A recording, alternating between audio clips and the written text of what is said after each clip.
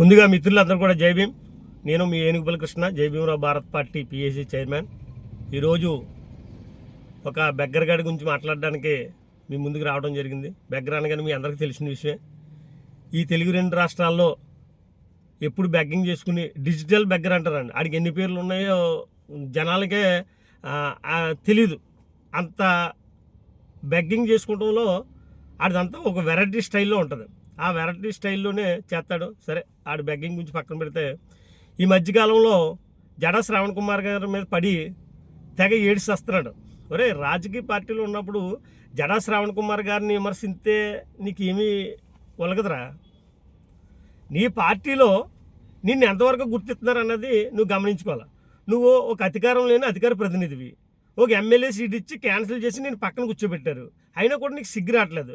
పోనీ అంత పెద్ద ఎమ్మెల్యే టికెట్ నీకు అనౌన్స్ చేసి పక్కన పెట్టారంటే నువ్వు ఆ పార్టీలో నీ పాత్ర ఏంటన్నది నువ్వు ఇప్పటికైనా కూడా తెలుసుకోవాలి. పోనీ తెలుసుకోకపోగా మరి శ్రావణ్ కుమార్ గారి గురించి అవక్కులు చవక్కులు పేలుతున్నావు. ఒరే, నీ అంతటి నువ్వే నాకు శ్రావణ్ కుమార్ గారు ₹1 కూడా తీసుకోకుండా నాకు రవిడీ షీటర్ తీయించారు, ఆయనకి నేను చేతులెత్తి దండం పెట్టాలా, నా జీవితాంతకాలం రుణపడి ఉంటాను, 100 కోట్లు ఇచ్చినా కూడా ఈ ఆనందం రాదన్నావు. ఒరే కుక్క, నీకు అసలు సిగ్గులేదురా? నువ్వు మానవ జన్మం ఎత్తావురా? మరి అన్నం తిన్నావా? అన్నం పెట్టిన చేయని కదా. ఈ ఆళ్ళ రోజున నువ్వు రవిడీ షీటర్ లేకుండా, నీ మీద కేసులు లేకుండా జడా శ్రావణ్ కుమార్ గారు ఆయన వంతుగా కృషి చేసి, అరే మన దళితుడు నా దగ్గరికి వచ్చి ప్రాధాయపడ్డాడని ₹1 కూడా తీసుకోకుండా చెప్తే ఆయనకు నువ్వు ఇచ్చే మరి ఆ గురుదక్షిణ అన్నాలో లేకపోతే కృతజ్ఞతగా నువ్వు ఇచ్చే ఇవేటరా మాట్లాడేది సన్నాసి. సారీ సార్ శ్రావణ్ కుమార్ గారు, మీరు గతంలో చెప్పారు వీడి గురించి మీరు ఏం మాట్లాడొద్దు, ఆడ ఆత్మాభిమానం ఆడనే కొంగదీస్తుంది, ఆడు పడుకున్నా సరే నాకు జడా శ్రావణ్ కుమార్ గారు ఇంత మేలు చేశారు, ఆయన నేను ఎలా తిడుతున్నానని ఆడు పడుకుండే ముందన్నా సరే ఆడ ఆత్మ పరిశీలన చేసుకుంటారని మీరు మా గతంలో చెప్పారు. మరి అయినా కూడా మీ మాట మేము కొంచెం ఈ విషయంలో నన్ను క్షమించండి.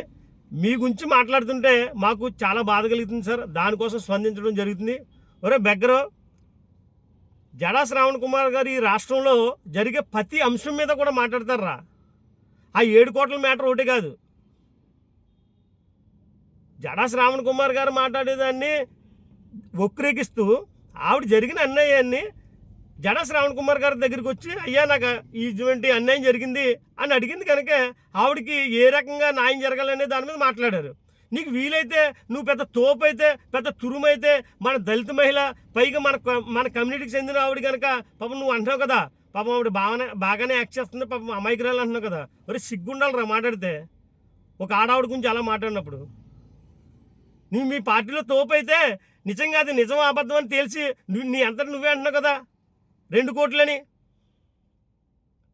ముందు వాళ్ళ హస్బెండ్ 2 కోట్లు అన్నాడు, తర్వాత 7 కోట్లు అన్నారు. అవన్నీ రికార్డెడ్గా ఆధారాలుగా చూపిస్తుంది కదరా సన్నాసి. అవన్నీ వదిలేసి జడా శ్రావణ్ కుమార్ గారు మాట్లాడిన మాటల మీద పడి ఏడిసేస్తాం ఎందుకురా? నీ కోసం ఎంత మాట్లాడినా కూడా చిరాకేస్తుంది, కానీ తప్పని పరిస్థితుల్లో మాట్లాడవలసి వస్తుంది. నువ్వు నిజంగా నీకు రాజకీయ నాయకుడు అంటే నీ నియోజకవర్గానికి వెళ్ళి నీ నియోజకవర్గంలో ఉన్న సమస్యలు ఏంటి? ఇప్పుడు టీడీపీకి ఇన్ఛార్జ్వా నువ్వు, లేకపోతే టీడీపీకి కోవర్ట్వా? ఒరే ప్యాకేజీ, ఏ పార్టీలో ఉన్నా నువ్వు పార్టీ నాయకుడు కాదు, నువ్వు ప్యాకేజీ నాయకుడు. నువ్వు ప్యాకేజీ తీసుకుని మాట్లాడవే. నీ నియోజకవర్గంలో మోకా ఆనంద్ సాగర్ చక్రం తిప్పుతాడు టీడీపీ నుంచి. నీకు సిగ్గెత్తలేదురా? ఏం చెప్పి చూసినా ఆ ఊర్లో కూర్చుని నీ డబ్బా బ్యాచ్ని వేసుకుని ఆ జడా శ్రావణ్ కుమార్ గారి మీద, మా నాయకుడి మీద పేలే పేలాపంలో ఎంత కొంచెమైనా సరే నీ పార్టీ గురించి, నీ భవిష్యత్తు గురించి ఆలోచించుకుంటే ముందుకెళ్తారు ఆ సన్నాసి. వీడు ఏదో పెద్ద పోటుగాడని అందరూ చెప్తున్నాడు. వీడు గతంలోని మా వెనకాల తిరిగేటోడు వీడు సరిపల్లి రాజేష్ గారు. మీరు అందరూ కనపడుతుంది కదా, రౌండ్ చేశాను. వీడి పేసి ఇదిగో చూడండి, ఇది నా ఫోటో. 2018లో వీడు బతికిది. 2018లో మా వెనకాల తిరిగిపడాడు ఈ సన్నాసి గారు. ఇప్పుడు పెద్ద నాయకుడు అని చెప్తున్నాడు. మళ్ళీ మీకు వీడు సరిపల్లి రాజేషే కాదని అనుకుంటారు, ఎందుకంటే ఈ మధ్య వీడు పొగటసుకెళ్ళకి యాసం ఎత్తున్నాడు కదా. వీడు సరిపల్లి రాజేష్ గారు అన్న అందరూ చూడండి, ఇదిగో దగ్గరగా చూడండి. ఇంకా సరిపల్లి రాజేష్ రౌండ్లో చేశాను చూసారా. ఇది వీడి భోగోతం. 2018లో మా వెనకాల తిరిగేటాడు. వీడికి ఎక్స్ట్రాలు ఎక్కువైపోయేందుకు కాకినాడ నుంచి తన్ని తవరేశారు మా సోదరులు. అది పరిస్థితి. ఇదిగో కాకినాడ గ్రీవెన్స్ కలెక్టర్ ఆఫీసులో మా వెనకాల ప్రజల సమస్యలు ఏమైనా ఉంటే మేము అడ్రస్ చేస్తే మా వెనకాల తిరిగేటోడు ఇది భోగోతం. చూశారు కదా, కాకినాడలో నాగరాజ్ అనే ఒక సమస్య మీద, స్థల వివాదం మీద కలెక్టర్ గారిని అడ్రస్ చేసేటప్పుడు ఈ సన్నాసిగాడు మాతో తిరిగాడు. ఇప్పుడు పెద్ద పోటుగాడని మా నాయకుడి మీద మాట్లాడుతున్నాడు. ఒరే నీకు గుర్తుందా? నువ్వు ఏదో వాగబోతే కాకినాడ మున్సిపల్ కమిషనర్ గారు నీకు సంబంధం నువ్వు బయటకు పోన్నారు. నిన్ను గుర్తుందరా నీకు? అప్పుడు నేనే కదరా, మా సోదరుడు శివనే. ఆయన దళిత నాయకుడు అండి, ఎవరనుకున్నా ఆయన అలా మాట్లాడుతున్నారంటే మేము నోరు మూసుకుని కూర్చున్నాం. నీ ప్రతాపం అంతా ఒక చిన్న టాపిక్ కూడా తీసుకుని నీ డబ్బా బ్యాచ్ నోటు వేసుకుని నువ్వు వాగుతావు తప్ప నువ్వు రియల్గా వచ్చి మాట్లాడగలవురా? ఏయో 4 యూత్ని ఆకర్షించే విధంగా మాట్లాడి నువ్వు ఏదో పెద్ద నాయకుడు ఉన్నా. రియల్గా నాయకులు ఎవరో ఏటన్నది ప్రజలు అందరికీ తెలుసురా. ఇకనైనా సరే బుద్ధి తెచ్చుకుని జడా శ్రావణ్ కుమార్ గారి మీద మాట్లాడే మాట, ప్రతి మాటకి నువ్వు బదులు సమాధానం చెప్పే రోజు ఒకటి వస్తుంది. దానికి నువ్వు సిద్ధంగా ఉండు. నీకు ఎప్పుడు ఏ రీతిలో తగిన గుణపాఠం చెప్తావని ఈ సందర్భంగా తెలియజేస్తూ, మిత్రులారా, ఇంతకన్నా ఈ బెగ్గరగాడి గురించి మాట్లాడడాకే నాకే సిగ్గేస్తుంది. ఎందుకంటే మేము మా నాయకుడికి ఒక మాట ఇచ్చాం, వాడు గొడవ వదిలేసేయండి, వాడి గురించి ఏం మాట్లాడకండి అని అంటే సరేండి సార్ అన్నాం. ఆయన ఒకసారి నేను వీడి గురించి మాట్లాడిన తర్వాత ఇంకా వద్దన్నారు కనుక నేను మాట్లాడడం మానేశాను. అయినప్పటికీ నిజంగా నిన్ను ట్రోల్ చేయాలంటే మాకు చిటికలో పనిరా. నీకు ఇంకా నీ డబ్బా బ్యాచ్ ఒకటే. మా జై భీమరావు భారత్ పార్టీ అందరూ కూడా గొంతెత్తే నువ్వు టీడీపీలో కదా కనీసం ఈదులో కూడా తిరగలేవు. మళ్ళీ వీడు ఇంకోటి అంటాడు, ఈ ఫోటో నాది కదా మాసిక్ చేశారని. ఈ గారిడి విద్యలన్నీ వీడికే ఉంటాయి.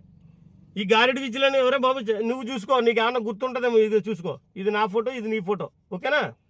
మళ్ళీ నీకు ఆ టాలెంట్ కూడా ఉంది కదా నీ బ్యాచ్ తోటి. శ్రావణ్ కుమార్ గారి గురించి మాట్లాడే ముందు నువ్వేంటి, నీ బతుకేటి, అసలు నీకు ఏ పరిస్థితుల్లో ఆయన దగ్గరికి వెళ్ళి నువ్వు ఏ సాయం అడిగావు ఏంటి బాబు? జస్ట్ ఒక మాట చెప్పేసి వదిలేసావా నువ్వు శ్రావణ్ కుమార్ గారిని రెవెన్యూ సీట్ గురించి? ప్రాధాయపడి ఏడ్చావు కదరా సన్నాసి. ఈ 6 రోజున కళ్ళు నెత్తి మీదకి వచ్చినాయా?